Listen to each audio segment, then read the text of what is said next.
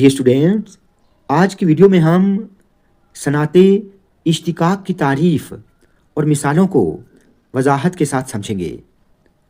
तो चलिए स्टार्ट करते हैं। सबसे पहले सनाते इश्तिकाक की तारीफ़ देखें।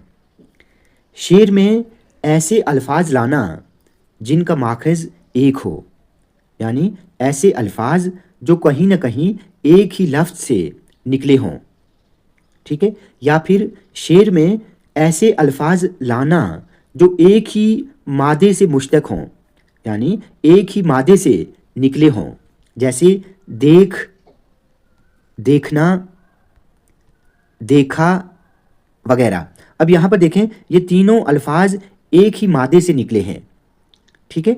चलिए अशार के साथ समझते हैं। पहला शेर देखें। दिल का उजड़ना सहल सही, बसना सहल नहीं जालिम, बस्ती बसना खेल नहीं, बसते बसते बस्ती है।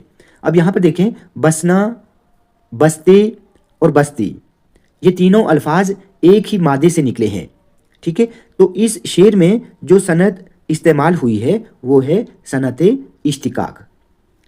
दूसरा शेर देखें। असले शुहूदो शाहिदो मशहूद एक हैं, हैरान हूँ फिर मुशाहिदा है किस हिसाब में। शुहूद, शाहिद, मशहूद और मुशाहिदा, ये चारों के चारों अल्फाज एक ही मादे से निकले हैं, ठीक है। तो इस शेर में भी जो सनत इस्तेमाल हुई है वो है सनाते इश्तिकाक। एक और शेर देखें।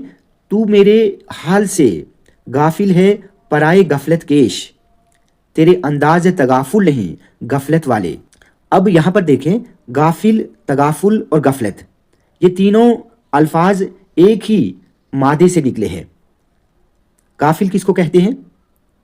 बेखबर को, ठीक है। गाफिल, गफलत और तगाफुल, ये तीनों अल्फाज एक ही मादे से निकले हैं। तो इस शेर में भी जो सनत इस्तेमाल हुई है वो है सनाते इश्तिकाक। होपफुली आप इस सनाते इश्तिकाक को अच्छे से समझ गए होंगे।